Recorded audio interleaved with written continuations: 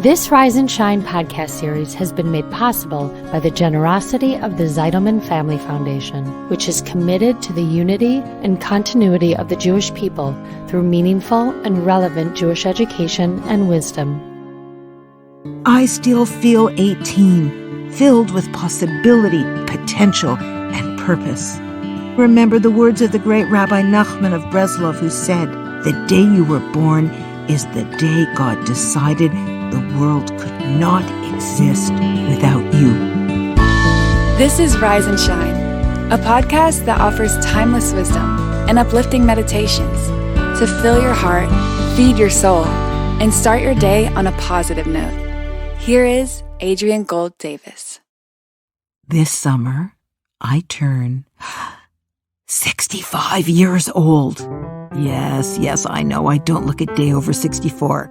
But that aside, I'm actually feeling simultaneously a sense of deep gratitude and not even the slightest little bit of trepidation.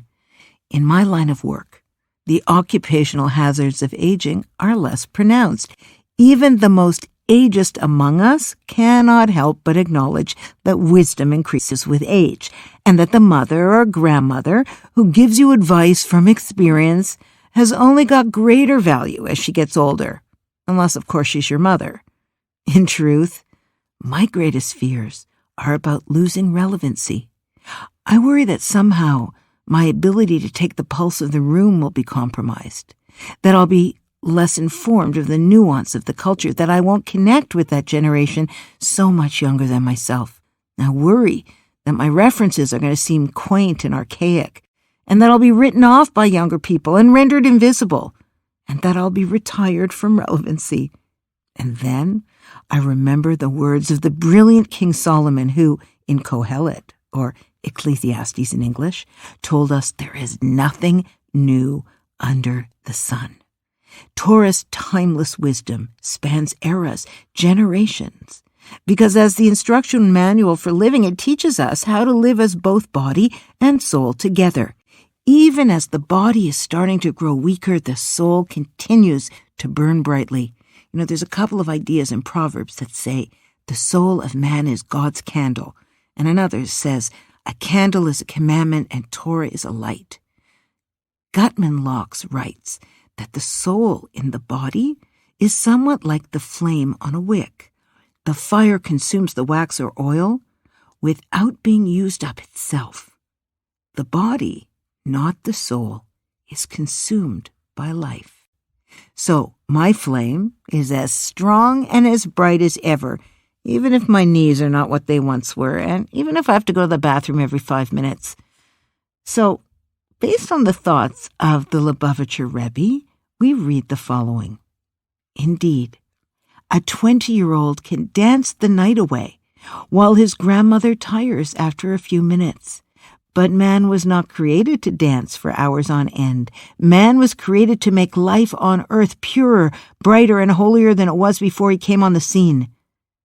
Seen in this light, the spiritual maturity of the aged more than compensates for their lessened physical strength. Indeed, the reduction of one's physical drives can even be utilized as a spiritual asset, as it allows a positive reordering of priorities that is much more difficult in one's youth when the quest for material gains is at its height. The first reference to birthday we find in the Torah is in Genesis, with the Pharaoh of Egypt celebrating his day of birth. And since Pharaoh wasn't such a role model, many Jews believed that celebrating one's birthday was perhaps just not done. Still, when it comes to the significance of birthdays, in Pirkei Avot, the Ethics of Our Fathers, we read this: the age of 5 for the study of the Bible, then 10 for the study of the Mishnah, 13 for the commandments, 15 for the study of Talmud, 18 for marriage, 20 for earning a living, 30 for power, 40 for understanding, 50 for giving advice, 60 for old age, 70 for gray hairs, 80 for special strength, 90 for bowed back. Rabbi Yirmiyahu Ullman writes that our sages note a special mazal influence, which is operative on a person's birthday. The Talmud records that when Amalek battled the Jewish people, they assigned those soldiers whose birthday it was to fight on the front lines.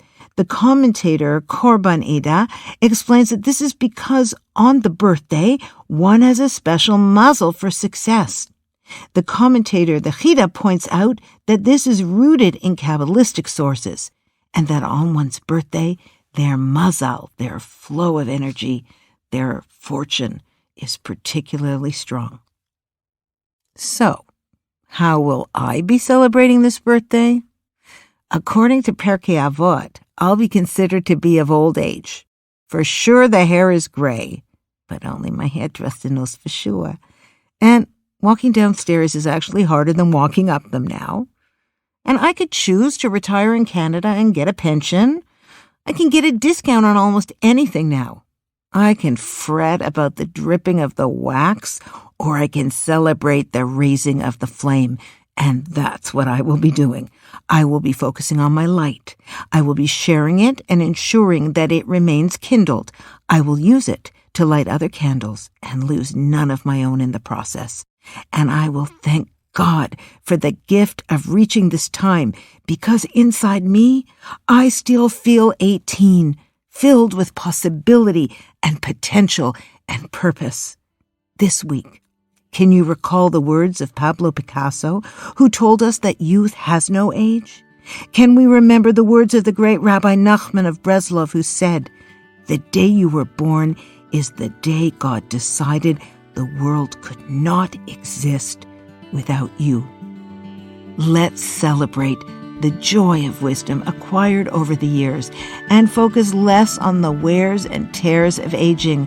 And don't forget to eat the cake, especially in my fridge if it's vanilla with extra frosting. Thanks for listening to Rise and Shine. Don't forget to rate, review, and subscribe to Momentum Podcasts on Apple, Spotify, or wherever you get your podcasts. Join Adrienne again next time for more timeless wisdom and uplifting meditations that fill your heart, feed your soul, and start your day on a positive note. This podcast was sponsored by the Zeidelman Family Foundation to spread the wisdom, inspire Jewish individuals around the globe by supporting Momentum's podcasts. To sponsor, contact podcast@momentumunlimited.org. You're listening to a Momentum podcast. For unlimited inspiration, wisdom, and empowerment, visit momentumunlimited.org.